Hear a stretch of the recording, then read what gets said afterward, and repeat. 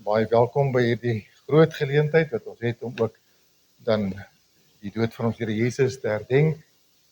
En dit is my gebed, ek het vanoggend daar by die huis dit gebid en hierdie konsistorie ook vir die Here gevra dat ons tog nooit aan hierdie boodskap en aan hierdie gebeurtenis gewoond sal raak. En dat dit sy betekenis sal verloor in ons lewens en ook wanneer ons die woord bedien nie. Dit bly 'n boodskap wat baie oud is, 2000 jaar bykans al oud is. En my gebed is dat dit vanmôre ook vir ons elkeen weer opnuut iets besonder sal wees en dat ons dit met ons harte sal ontvang ook en sal meeleef ook wat hierdie woord betref. En die Here sal toelaat om ook dit waarvoor hy gesterf ook in ons lewens te kom vestig en dat dit regtig sal uitwerk in elkeen van ons se lewe. Onthou Sondagoggend is die ander deel van die Paasgebeure wat net so belangrik is. Ons kan nie die kruis beklemtoon hoe groot en hoe besonder dit is en dit oorbeklemtoon teenoor die opstanding van Jesus. Want daardie twee dinge gaan hand aan hand. Dis twee dinge wat saamgaan. Dis onderskeibaar as twee verskillende dade, maar is onskeibaar as 'n geheel, 'n boodskap, dis die evangelie. Dat Christus oorgelewer is ter wille van ons misdade en opgewek is ter wille van ons regverdigmaking. Soos die Romeine hoofstuk 5 ook van Romeine 4 vir ons altyd. Mag dit werklik ook Sondagoggend gewone diens om 9uur ook met dieselfde gesindheid benader met 'n verwagting en aanbidding teenoor die Here. Kom ons maak dit ons harte stil voor die Here, dan bid ons saam. Vader, ons aanbid vanmôre U groot en gedigtheid, U ewigheid, U almagtigheid, U alomteenwoordigheid, U alwysheid. U is die allerhoogste God, almagtig, verhewe.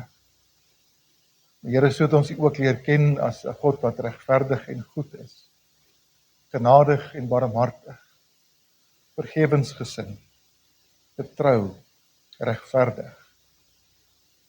En dan ook by hierdie geleentheid wat ons in besonder ook die boodskap van liefde vir ons as mens kan herdenk.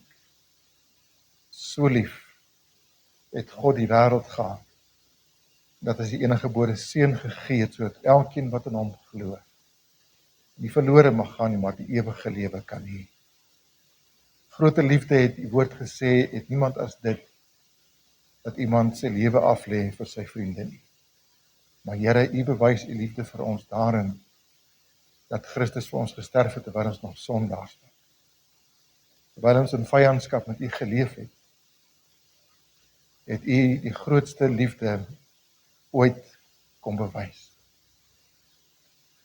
Here, ek bid dat ons nooit die liefde sommer net as vanselfsprekend sal aanvaar nie. En dat ons maar roekeloos, nalatig, onverskillig sal lewe in teenwoordigheid van U liefde nie. Want U liefde het gekom en is bewys dat ons harte verander kan word.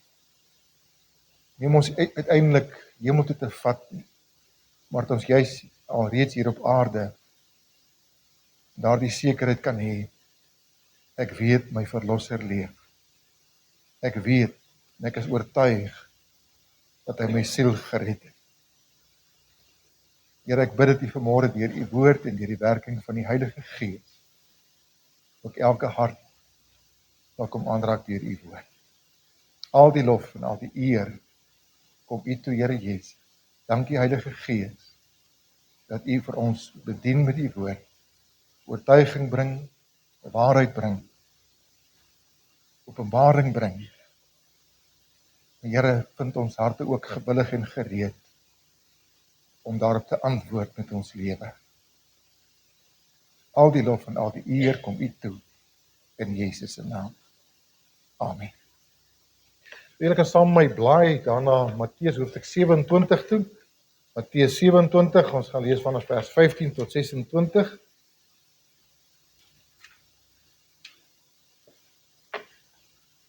Matteus 27, ekskuus tog.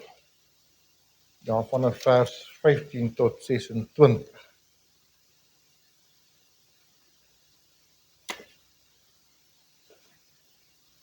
En op die fees was die goewerneur gewoond om een gevangene, die een wat hulle wou hê, vir die skare los te laat. En in daardie tyd het hulle 'n berugte gevangene gehad met die naam van Barabbas. Nadat hulle dan byeengekom het, sê Pilatus vir hulle: "Wie wil julle hê moet ek vir julle loslaat? Barabbas of Jesus wat genoem word Christus?" Want hy het geweet dat hulle hom, Jesus, uit nydigheid oorgelewer het. En terwyl hy op die regbank sit, het sy vrou na hom gestuur en gesê: "Moet tog niks te doen hê met die regverdige man nie, want ek het vandag in 'n droom baie gelei om sy ontwil."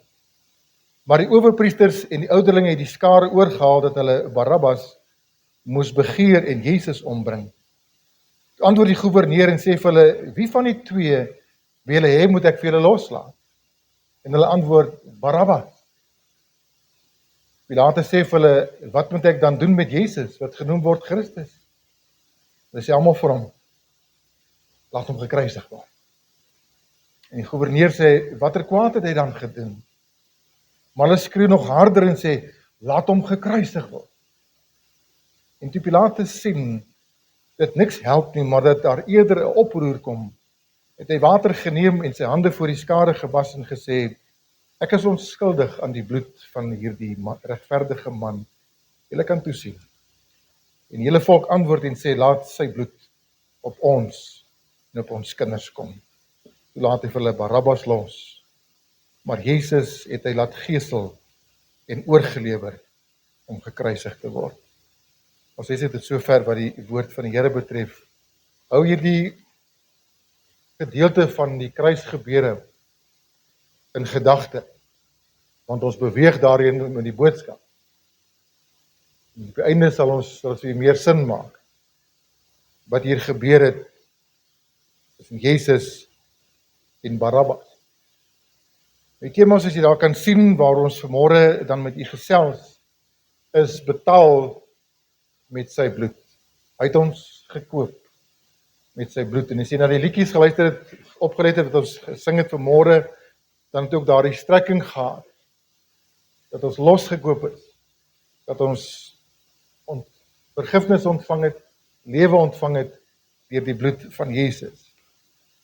Maar hoeveel mense verstaan werklik waar as ons praat van betaal met sy bloed, as ons praat van losgekoop, as ons praat van verlorenheid, as ons praat van skuld, oorgelewer, al daai dinge. Dit moet vir ons sin maak, ons moet dit verstaan, dat ons kan besef waarom Jesus dit gedoen het.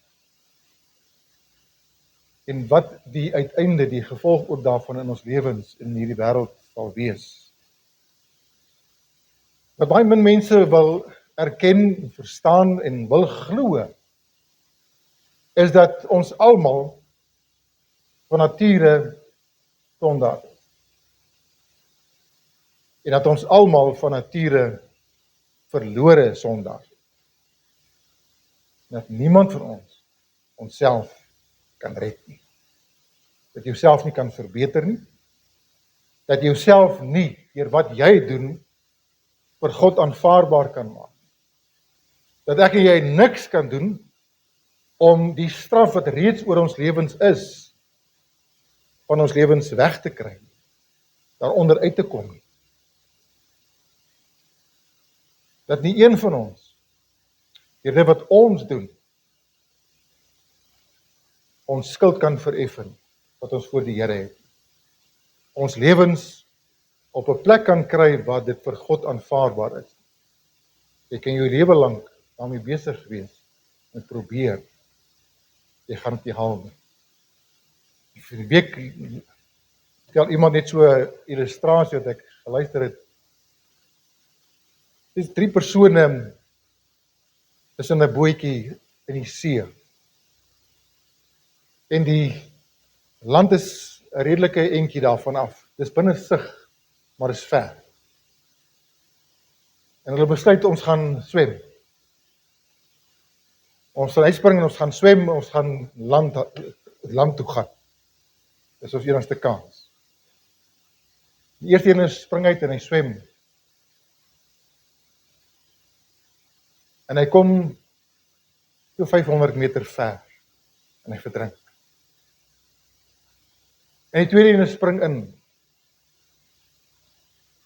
en hy swem en hy haal so 800 meter en hy verdrink. En die derde een spring in en hy haal 50 meter en hy verdrink. Wat een was die beste swemmer?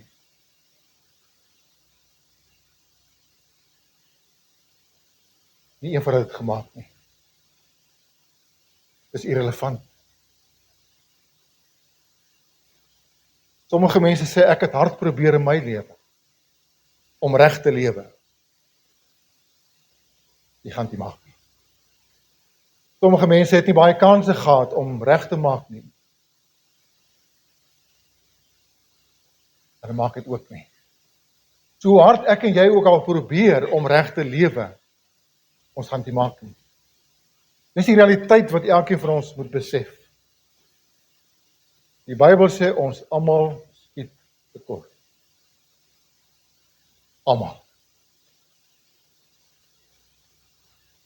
Die toestand van die mens. Jy is verlore. Almal word so gebore.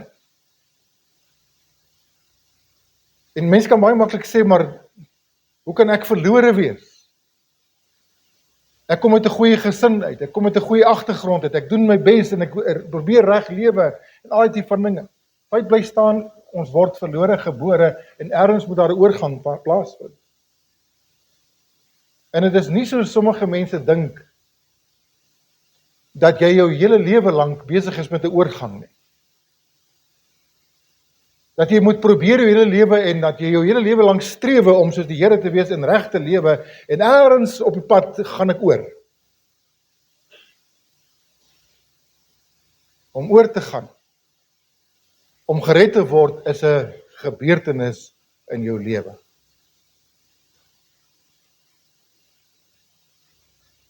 As die Bybel praat van weergeboorte, dan maak Jesus doelbewus 'n vergelyking tussen geboorte en geboorte. Jy kan vir 'n paar weke of maande kan jy geboortepyne hê.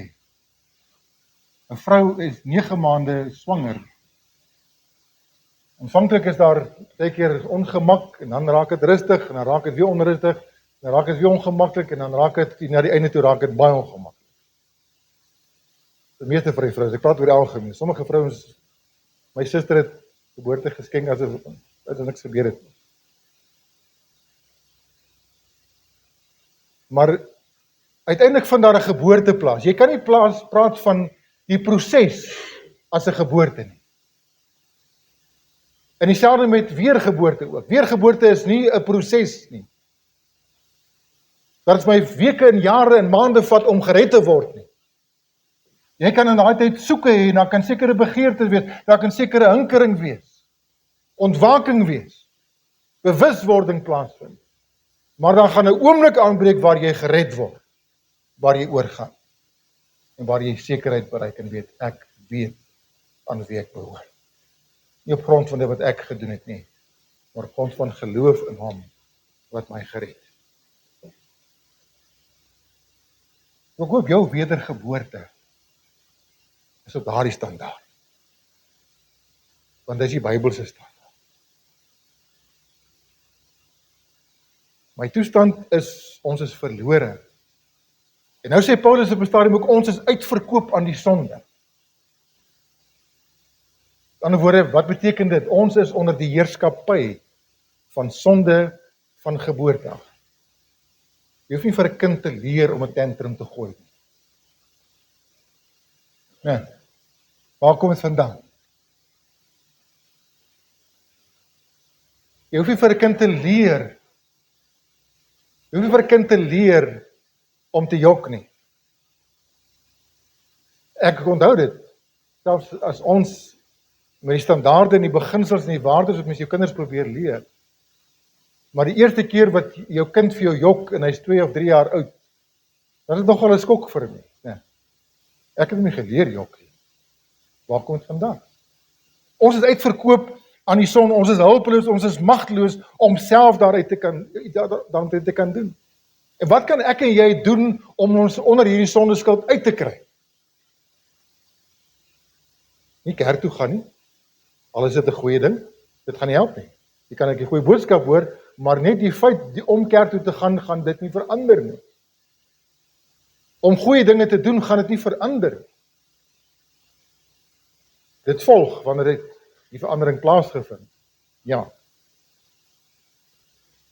Kan jy jou kinders red? Kan jy jou ouers red?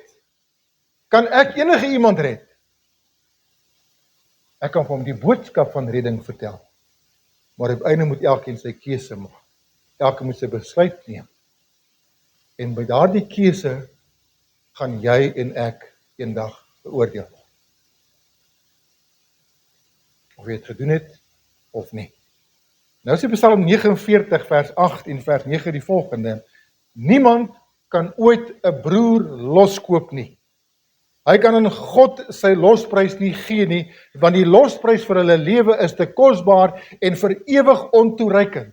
Aan 'n woorde, om my onder sonde uitverkoop aan die Satan, uitverkoop aan die duiwel, uitverkoop aan sonde, los te koop, terug te kry, wat aan hom behoort, want dit is aan hom oorgegee deur Adam. Kan niemand doen nie, want die losprys is te hoog. Niemand kan ooit 'n broer loskoop en niemand kan sy 'n losprys betaal om aan die Here betaal wat sê, Here, hier is my deel, maak my vry. Hier is my losprys. Want die Bybel sê dis vir ewig ontoereikend, dis die onvermoë van die mens om self te betaal. Galasiërs 4 vers 4 en 5 sê, maar toe die volheid van die tyd gekom het, het God sy seun uitgestuur, gebore uit 'n vrou, gebore onder die wet, om die wat onder die wet was, stop in gedagte, iets verduidelik, gebore onder die wet, ons word almal onder die wet gebore. En wat maak die wet? Die wet sê, lewe so. Lewe ons so? Nee. So ons is almal oortreders van die wet.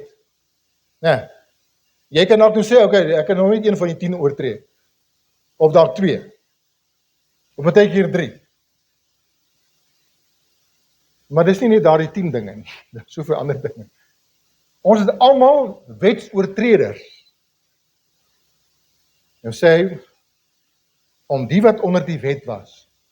En nou kan ons 'n woordjie insit om dit bietjie meer verstaanbaar te maak, sonder om enigstens by te voeg by die woord op 'n oneerlike wyse, maar net om dit meer verstaanbaar te maak, om die wat onder die veroordeling, die skuldigbevinding van die wet was, los te koop, daar uit te bring, sodat ons die aanneming tot kinders kan ontvang. Ons staan almal skuldig en veroordeeld voor die Here, van geboorte af. Ons is in daardie toestand gebore, en vanuit daardie toestand doen 'n mens sonde. Die boom dra vrugte wat by hom pas. Nou sê 1 Petrus 1 vers 8, nou hierdie is vir my seker een van die belangrikste verse in die Bybel, een van die kosbaarste woorde, omdat julle weet, dat julle nie met verganklike ding, silwer of goud, losgekoop is uit julle ydelle lewenswandel wat deur die Vaders oorgelewer is, maar deur die kosbare bloed van Christus Jesus, soos van 'n lam sonder gebrek en vlekkeloos. Die losprys vir jou en my siel, die losprys vir my en jou lewe, om ons onder die heerskappy van sonde en van die Satan uit te koop, onder dit uit te bring, is nie goud en silwer nie. Want silwer en goud, selfs die wêreld se silwer en goud, al die skatte van hierdie aarde is ontoereikend. Is nie genoeg om 'n siel te kan terugkoop nie. Ek wil jy moet iets raak sien. Hoe kosbaar is jou en my siel vir die Here. Dat hy nie toelaat dat dit nie geldig is dat ek en jy losgekoop kan word met geld en verganklike dinge. Ons waarde word bepaal in die lewe van Christus, wat hy in ruil gegee het. Die prys word geopenbaar, word bekend, as jy kyk na wat Jesus gedoen het, dat een lewe genoeg was, dan sien mens ook die waarde van Jesus. Dat een mens, Jesus Christus se lewe, genoeg waarde gedra het, om miljoene, biljoene mense se skuld te betaal. En hierdie twee dinge raak. Uit julle ydelle lewenswandel. In ander woorde, soos wat dit maar deur Adam en hierdie geslagte oorgelewer is, sonde plank voor. Ek kan nie, met watter keuse ek ook al maak, selfs die feit dat ek gered is, keer nie dat my kinders ook in sonde ontvang en gebore word. Ek kan nie my redding aan hulle oordra nie. Ek dra erfsonde aan hulle oor. Ek kan vir hulle leer, maar hulle moet self die keuse maak. Maar dit het so ietsie ter agtergrond, en ek wil so een of twee ander versies ook net by inbring, voordat ek by so enkele gedagtes kan stilstaan, wat het gebeur, werklik waar aan die kruis. 1 Korintiërs 6 vers 20, daar lees ons, want julle is duur gekoop. Ek dink ons kry nou die prentjie, as ons sien, wat was die prys gewees? Dat God sy seun, sy eniggebore seun gee, sy geliefde seun gegee het. Jesus homself beskikbaar gestel het, om sonde op hom te neem, om die vloek op hom te neem, om die losprys te wees. Dit sê vir ons, hoe duur is ons gekoop. Nou sê hy, verheerlik God dan in julle gees en in julle liggaam, wat aan God behoort. En dan Jesaja 55 vers 1 tot 3. Nou hierdie is 'n teksvers of 'n gedeelte wat gegee is honderde jare voordat Jesus gebore sou word. Maar dit het so betrekking op dit wat Jesus gedoen het. Daar sien ons die uitnodiging, hy sê, o, almal wat dors het, kom na die waters. En wie geen geld het nie, kom koop en eet. Ja, kom koop sonder geld en sonder prys wyn en melk. Waarom weeg julle geld vir wat geen brood kan koop nie? En julle arbeid wat nie kan versadig nie. Luister aandagtig na my en eet die goeie en laat julle siel om in vettigheid verlustig. Neig julle oor en kom na my toe. Luister en julle siel sal lewe. Hierdie is 'n evangelie uitnodiging wat ons net so kan vat in die Nuwe Testament kan inpas. Gerieflik. Want dit dui op Jesus. So almal wat dors het, wie is dit?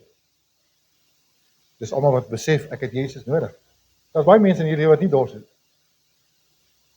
Of wat hulle dors probeer ontken, of hulle dors probeer les op verskillende maniere. Maar as hy hier praat van siele dors. Almal wat dors het, kom na die waters. Wat is die waters? Dis nie die doopbak nie. Wat nou baie water of min water is, dit niks met water te doen. Waters in hierdie is lewe. En Jesus is die lewende water. En dan sê hy verder, en wie geen geld het nie, want dit word nie met geld verkry nie. Wie geen geld het nie, jy kwalifiseer vanmôre as jy sê, Here, ek het niks om te bring nie. Ek het net myself om te bring. Ek het niks, Here. Ek staan voor U, ek is niks, en ek het niks om my siel los te koop nie. Ek het geen geld nie, Here. Ek het geen vermoë nie. Dan is op die beste plek wat jy kan wees. Wie geen geld het nie, kom koop. Hoe koop 'n mens sonder geld? Dit is antwoord. En sonder prys, wyn en melk. Daai twee dinge moet saam gelees word. Sonder geld, sonder prys. Hoekom is dit sonder geld en sonder prys? Want as Jesus self klaar betaal het, wat moet ek nog doen? Dan as ek ons nou klaar betaal, dan kan ek ons nou koop, sonder geld. En daar is nie meer 'n prys op nie, want die prys is betaal. Het julle hom? Alraai, goed. Wyn en melk. Wyn en melk, wat beteken dit? Wyn en melk is altyd simbolies van oorvloed, van voedingswaarde, van dit iets om te geniet. Dan sê die Here, wat kry ons in 'n ruil? Ons kry vreugde, ons kry versadiging, ons kry voeding. vir ons gees, vir ons siel. Waarom weeg julle geld af vir wat geen brood is nie en julle arbeid wat nie kan versadig nie? Hoekom hou mense hulle self besig met dinge wat in elk geval nie my siele dors kan les nie? Waarom weeg jy geld af vir wat nie brood is nie? Hoekom jou hele lewe wy aan dit wat nie jou siel kan versadig nie? Wat nie jou gees tot bedaring kan bring nie? Hoekom? En tog is soveel mense met dit besig, meeste van die tyd. Gejaag na wind. Dan sê die Here, luister aandagtig na my en eet die goeie en laat julle siel om in vettigheid verlustig. Neig julle oor en kom na my toe, sê Jesus. Daar's die antwoord. So, as die Bybel praat van koop, in hierdie konteks ook, hy sê, kom koop. En hy praat van loskoop. Wat beteken koop? Ons nou 'n definisie moet gee aan die woordjie koop. Wat vind eintlik plaas by 'n kooptransaksie? 'n Ruiling, né? Ek gee geld en ek kry vir dieselfde waarde kry ek iets terug. Nie altyd nie, daar's vernekery ook, né? Maar dis nog steeds 'n transaksie. Ek ruil iets en ek kry iets terug. Dis 'n handelsterm wat ons hier vind. 'n Ruiltransaksie. En hier kom iets baie belangrik na vore wat julle gaan sien vanmôre. Wat moet ek gee om wat terug te kom? Dit het aan die kruis gebeur. So, sonder prys, sonder geld, nie met aardse nie, nie silwer of goud nie, maar met 'n lewe, die bloed van Jesus. As ons praat van die bloed van Jesus, dan dui dit op sy lewe. Onthou dit. Want in Levitikus, ek dink dit daar hoofstuk 17, wat reg het, sê die lewe is in die bloed. So as ons in die Bybel lees van die bloed van Jesus of die bloed van stiere en bokke en offers wat gebring word, dan dui dit op 'n lewe vir 'n lewe. So met ander woorde, wat is die enigste manier wat jou en my kan loskoop uit sonde uit verlorenheid uit? Die bloed van Jesus. Wat beteken dit? Hy het sy lewe gegee, hy het sy bloed gegee, sodat ek my lewe kan terugkry. Sodat ek waarlik kan begin lewe. So menslik gesproke is dit 'n dwaase transaksie, en daarom het Paulus ook op 'n stadium skryf daar in 1 Korintiërs 1, hy sê, die kruis is wel dwaasheid vir die wat verlore gaan, maar vir ons wat gered word, is dit die krag van God. So die kruisboodskap is vir baie mense dwaasheid. Want mense verstaan dit, die mense wil dit nie insien. Dit klink nie reg nie. Hoe kan dit sin maak? Hoe kan iemand vir almal sterwe? Hoe kan ons gered word op so 'n manier? Maar die oomblik as jy verstaan wat daar gebeur het, maak dit alles vir jou sin. Nou kom ons kyk na so 'n paar gedagtes. Die eerste een, ons word losgekoop uit verlorenheid tot 'n plek waar ek en jy kan sê ons is gered. Losgekoop uit verlorenheid tot redding. 1 Petrus 1 vers 18 het ons klaar gelees. Hy sê wat uit julle ydelle lewenswandel. Daai woordjie ydelle lewenswandel beteken uit 'n bestaan wat na nêrens op pad is nie. 'n Bestaan lewe. En kom ek hoor sê dit vanmôre vir my dat ons dit goed besef. Baie mense, selfs mense wat deurgaan as Christene, voer 'n bestaan. Hulle lewe nie. Dis maar dieselfde dinge. Wanneer jy werklik begin lewe, dan is Jesus my fokuspunt. Dan doen ek alles ter wille van hom, as gevolg van hom en uit hom. Uit hom, deur hom, tot hom is alle dinge. Dis lewe. Anders bestaan jy nie. Maar hy sê het ons losgekoop uit ons ydelle lewensbestaan, soos wat maar deur die Vaders oorgelewer is. Jesaja 53 vers 6 sê ons het almal gedwaal soos skape. Ons het meeste van die tyd, die meeste van ons het ons eie pad geloop, né? Ek reg, lees ek reg? Julle let nie op in die klas nie. Julle moet my saamstem nie. Daar staan ons het almal gedwaal soos skape. Ons het elkeen, nie sommige nie die meeste van ons nie. Ons het elkeen sy eie pad geloop. En as die Bybel sê elkeen, dan is dit jou ingesluit. En sy jy dalk vanmôre voorbarig wil wees, as strand, en selfs uitdagend voor God wil wees en sê, net nie ek, behalwe ek. En ek hoop nie daar is iemand wat homself op hierdie wyse wil verhef voor die Here en sê, Here, almal, elkeen, maar nie ek. Want dan is ook nie moeilik. Dan is jy op gevaarlike grond. Kyk, in ongeregtigheid is ek gebore, sê die woord. En in sonde het my moeder my ontvang. Van wie praat hy? Dis seker Dawid se kinders, nee, want dit is Dawid wat dit skryf. Vir wie het hy dit geskryf? Ons almal. Kyk, in ongeregtigheid is ek gebore en in sonde het my moeder my ontvang. En dit het nog steeds nie verander. Nou kom Johannes 3 vers 16 wat sê, want so lief het God die wêreld gehad, dat hy sy enige gebore seun gegee het, sodat elkeen wat in hom glo, nie aan hom glo, nie groot verskil, wat in hom glo, met ander woorde, wat in hom rus, wat in hom ons vertroue stel, dat hy alles gedoen het om dat sodat ek gered kan word. Ek vertrou hom volkome. Glo beteken nie verstandelik instemming. Glo beteken ek rus in hom, ek vertrou volkome. Ek vertrou hom alleen. Dat elkeen wat hierdie vertroue in hom het, nie verlore mag gaan, maar die ewige lewe kan hê. Ewige lewe ken jy in die stadium, wat ek al verduidelik het. Begin die dag wanneer jy gered word. Dit breek jy aan die dag wanneer ek hemel toe gaan. Ewige lewe begin hier op aarde. Want dit is die lewe in Christus, dit is die lewe saam met Jesus. En hy duur tot in ewigheid. So, hy het ons losgekoop uit verlorenheid, sodat ons gered kan word. En die vraag wat ons vanmôre onsself moet afvra is, en dit is partykeer vir mense 'n verskriklike ongemaklikheid en ongerieflikheid, om te moet erken, ek is ook verlore. Mense wil nie. Dis een van die dinge wat ek ervaar het in meer as 30 jaar in die bediening, wat vir mense die moeilikste is om te aanvaar, ek is verlore gebore.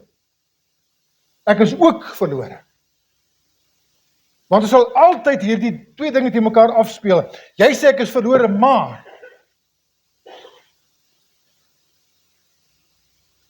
ek doen dan dit. Maar ek leef dan so, maar ek. Dis nie ek wat vir jou sê, jy is verlore. Dis die Bybelse goddelike uitspraak. Dis hoekom Jesus gekom het, om verlorenes te red. En as mense wil glo dat nie almal verlore is, dan beteken dit, Jesus het ook net vir sommige gesterwe. Maak dit sin? As jy nie wil erken, jy is verlore gebore nie, dan is Jesus nie vir jou gesterf nie. Want dan het jy hom nie nodig nie. Dis die realiteit. Dan geld hierdie boodskap nie vir my. Ek is okay. Ek gaan dit op my eie maak. Ek hoop u hoor die dwaasheid en die trotsheid in my woorde, wat mense partykeer kwytraak, en die denke wat hulle aandink. Maar Jesus het gekom om my los te koop uit 'n verlore bestaan, sodat ek gered kan word. En gered beteken veilig te wees.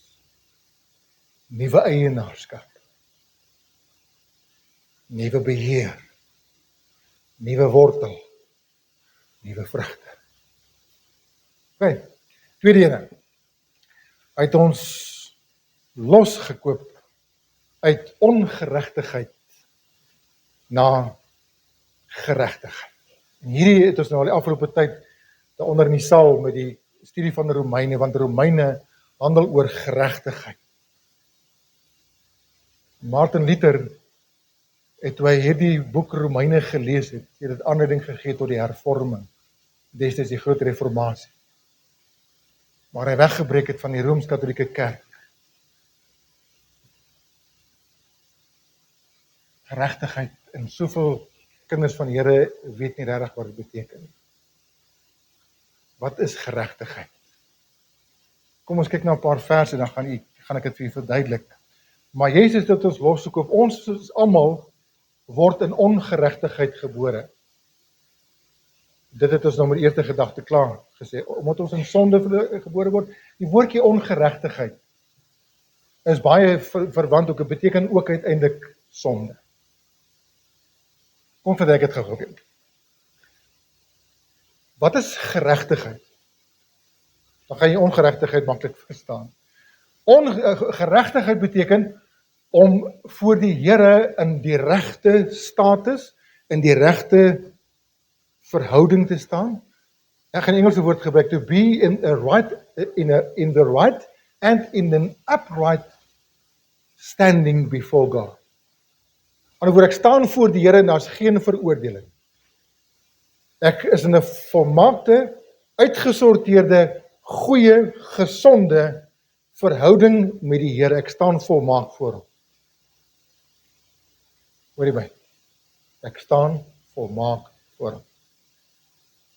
Dis geregtigheid.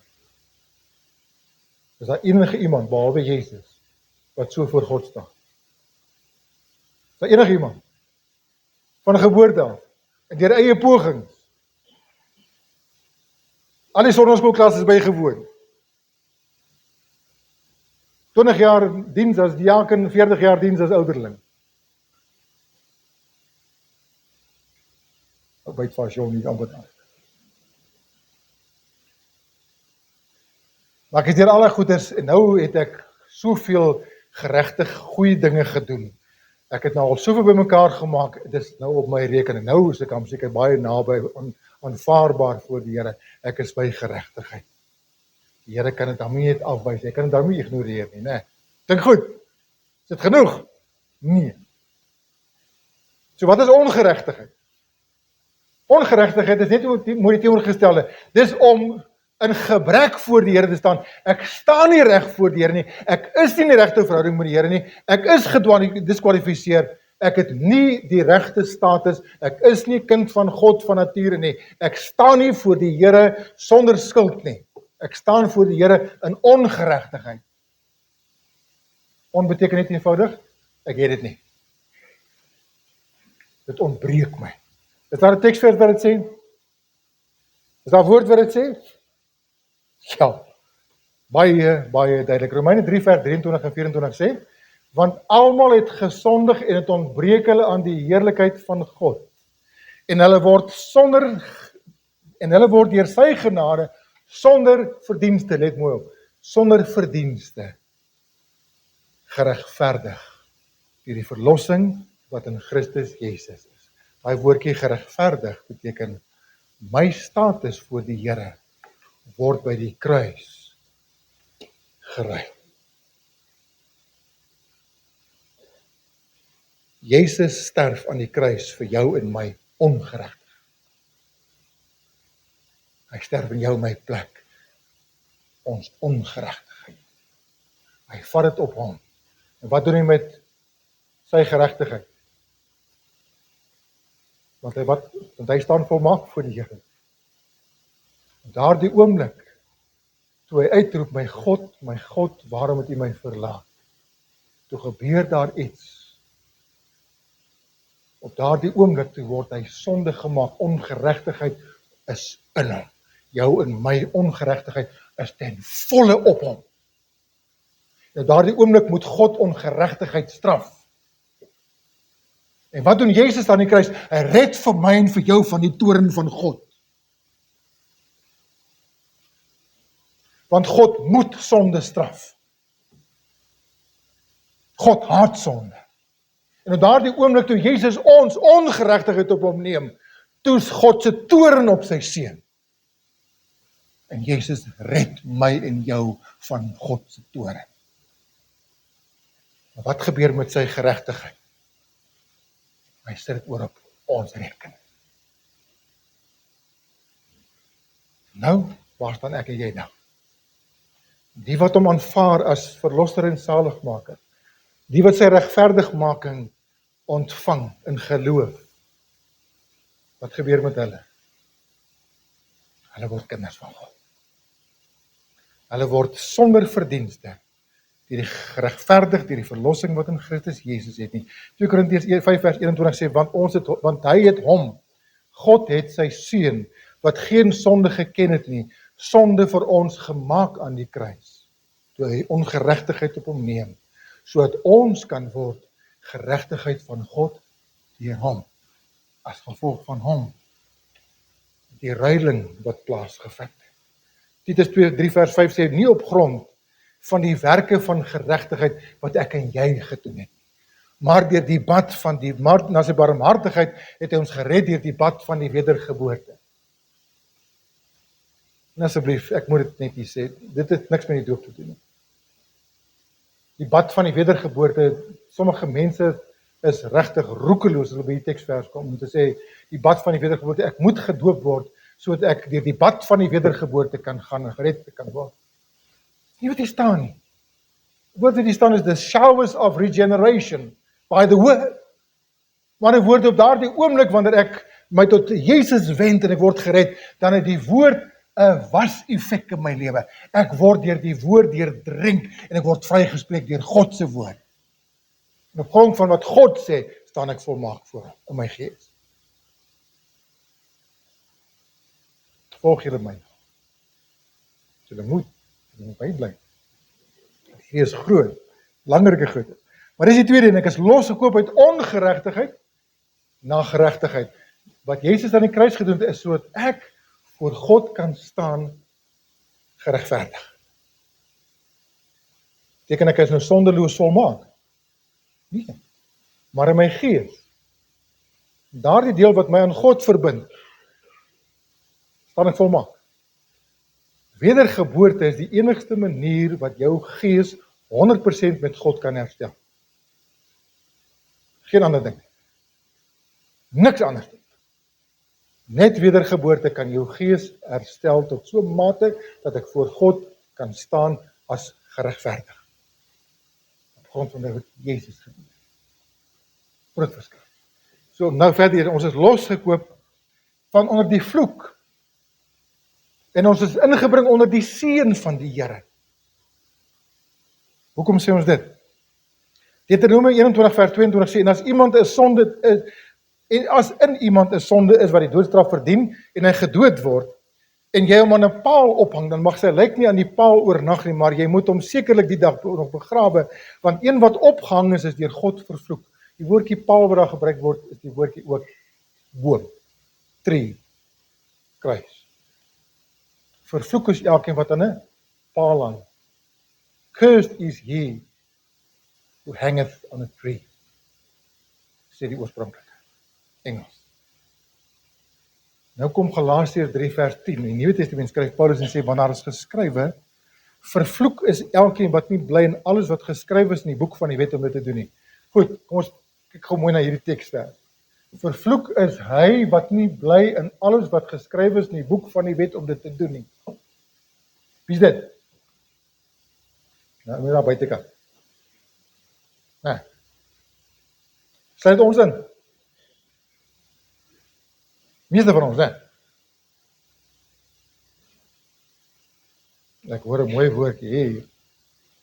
Almal. Raak gesien. Vervloek is elkeen wat nie bly in alles. Nie die meeste nie. Ek kry so 80% reg nie, ek is daarom deur. Kry ek 51, daarom deur. Onthou die swemstorie?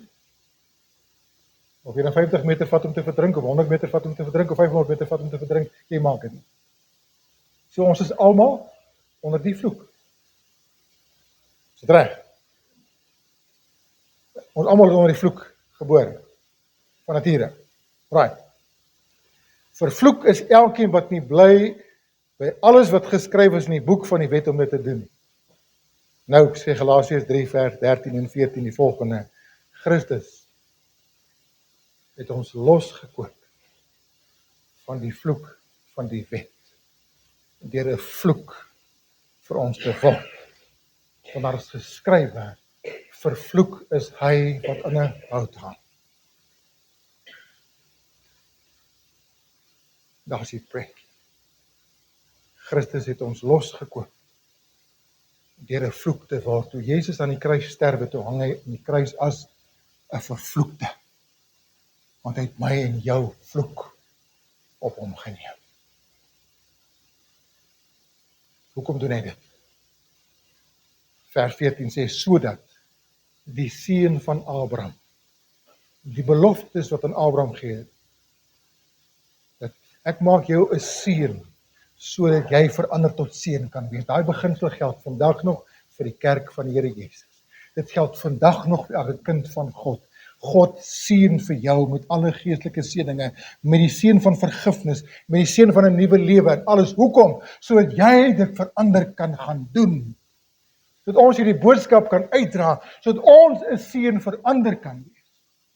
Die Here bless ons nie met al die geestelike seëninge sodat ek kan sê, I'm blessed. Ek het vertel van daai pastore onder in die Kaap, groot kerk, wat so op en af loop, of vir die kansel. Dis ons hors. Van kleins af het hy homself geleer. En hy loop aan voor die mense. Ek raak baie opstandig as ek hierdie goed sien. Goed moet kyk en dan, Here, hoe kan dit? Dan loop hy op en af. Dus hy het vir homself net 'n sekondige mannetjie. Loop hy voor die kansel op. I'm blessed, I'm blessed, I'm blessed, I'm blessed, I'm blessed, I'm blessed. En dis nou sy preek op 'n Sondag. Om vir mense te sê, jy moet vir jouself net heeldag sê, I'm blessed, I'm blessed, I'm blessed. En dan bedoel hy eintlik met geld.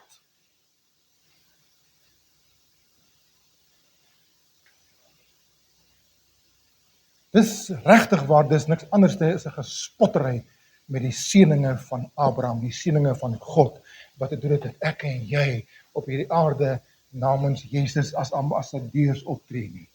Met ons gesindheid, met die liefde van die Here Jesus nie. Die vierde, voorlaaste gedagte. Dit is baie tyd vakansie. Ja. Ons is losgekoop vanuit skuld en straf na vryspraak. Ons het baie daaroor gepraat, ons het almal sit met sonde skuld. Ons almal sit met die straf wat oor ons hang van geboorte af. Want uit my sondige toestand doen ek onbesonde dinge. Doen ons almal kwaad. Hier en daar is ietsie goed, maar dit kan nie uitkanselleer nie. Maar nou sê Jesaja 53 vers 5. Hy is terwille van ons oortredinge deurboor. Terwille van ons ongeregtighede is hy verbrys. Terwille van ons. Die straf wat vir ons die vrede aanbring, was op hom. En deur sy wonde het daar vir ons genesing gekom. Nou kom ons by Romeine 8 vers 1, wat 'n teksvers is wat vir elkeen van ons deurslaggewend behoort te wees. Romeine 8 vers 1 sê, want daar is nou geen veroordeling vir die wat in Christus Jesus is.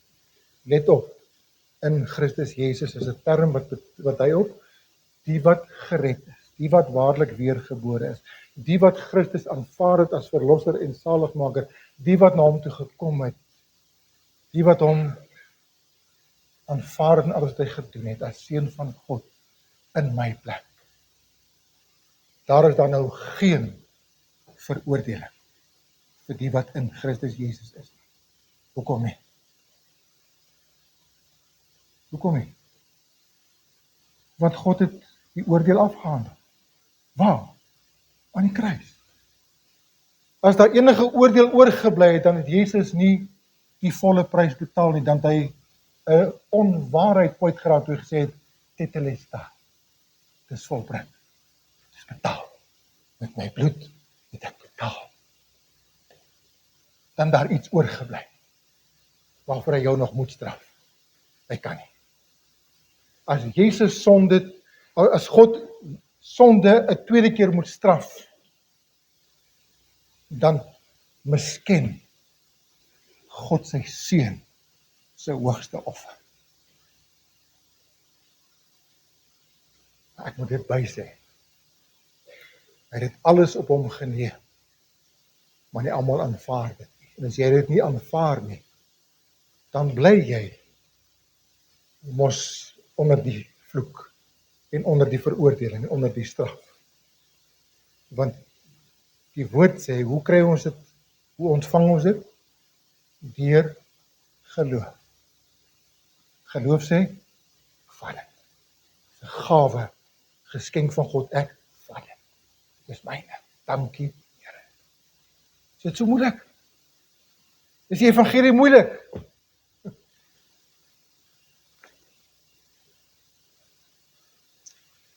Voorwaar ek sê vir julle, wie my woord hoor en wat hom glo wat my gestuur het die ewige lewe en kom nie in die oordeel nie, maar het oorgegaan uit die dood in die lewe. Daar's die antwoord. Om onder die oordeel uit te kom, glo, vertrou Jesus alleen. Laaste ene keer. Losgekoop uit die dood tot die lewe. Die Bybel gebruik die term ook, of die woord, die uitdrukking, dat ons in ons natuurlike toestand van geboorte af is ons dood. Toe die Here vir Adam gesê het, as jy van hierdie vrug eet, sal jy sekerlik sterwe. En toe eet hy, en toe gaan hy nie dood nie, né?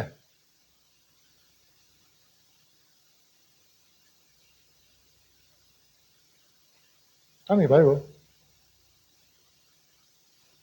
Omdat toe Adam sondig, gaan hy nie dood nie. Of weet hy? Sê.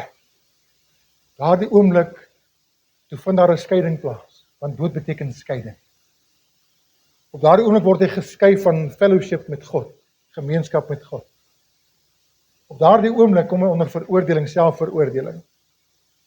Op daardie oomblik tree die dood in sy gees. Is geskei van God. Hy gaan kruip weg.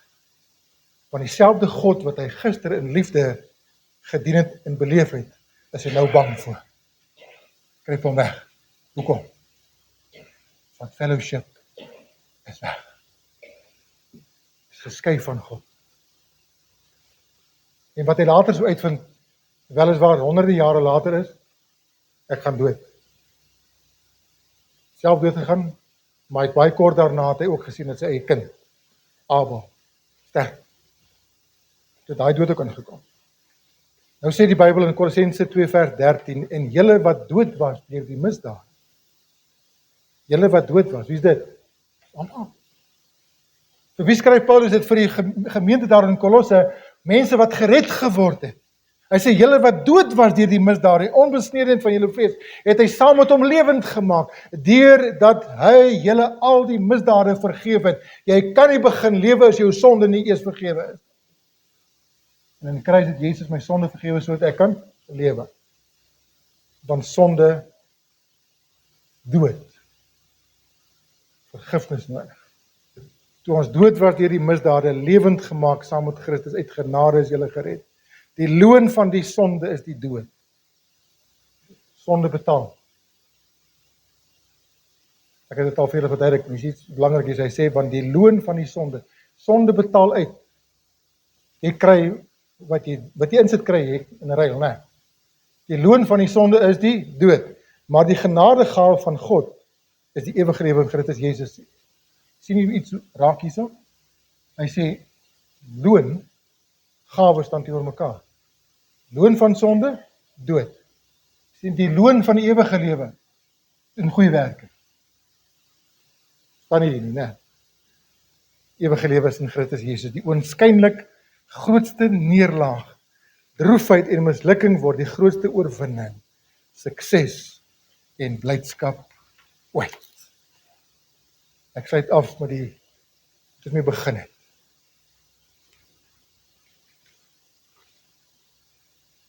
Jesus of Barabbas. Die mense het gekies.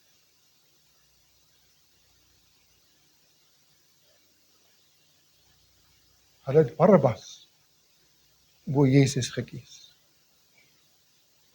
Hulle het die skuldige bo die onskuldige gekies. Hulle het die misdadiger bo die regverdige gekies. Hulle het die vervloekte Barabbas gekies bo die een wat seën. Dat die moordenaar bo die lewegewer gekies. Dat die opstandige bo die onderworpene aan sy Vader gekies. Weet jy wat beteken Barabbas? Barabbas beteken seun van die Vader. Bar, seun. Abbas, Vader. Hulle kies die seun van 'n Vader bo die seun van God.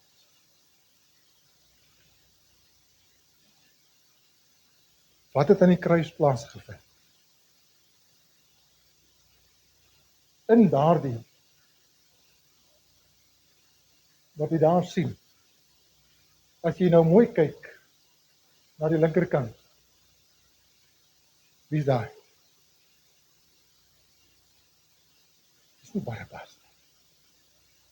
Dis ek en jy. En toe Jesus aan die kruis op daar oorgelewer word, toe gaan Jesus kruis toe en Barabbas stap weg.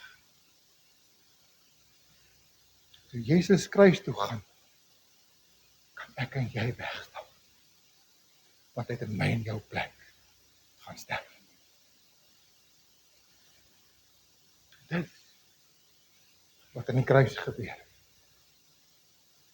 Barabbas, ek en jy kan vry lewe op grond van dit wat Jesus in ons plek gedoen het. My vraag is, begryp u dit?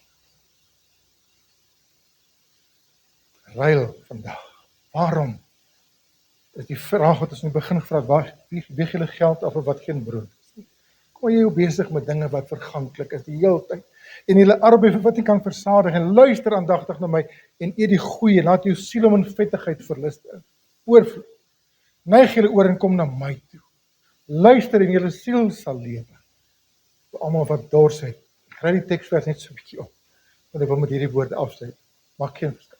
So almal wat dors het, kom na die waters. Wie geen geld het, want geld kan dit nie koop nie. Kom maar ruil in. Gee jou lewe vir die Here met al jou mislukkings, met al jou oortredings, met al jou jammer en al jou skandes en al jou seer, wat dit ook al mag wees vanmôre. Gee jou lewe oor aan hom en kyk wat jy gaan terugkry. Die teenoorgestelde van dit wat jy inruil. Wat jy en ek nodig het.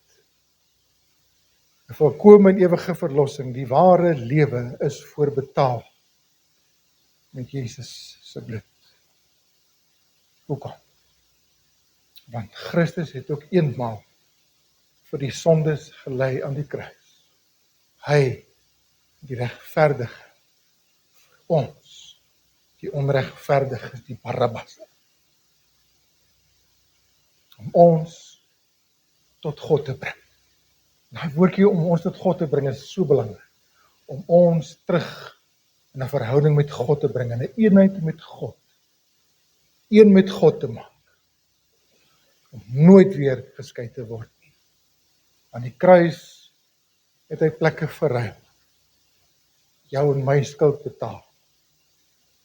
Met sy bloed. Met sy lewe. Kosbaar. Nie verganklike dinge nie. Sy lewe. Amen. Dis die boodskap van die kruis, van die bloed van Jesus. Amen. Ons bid saam.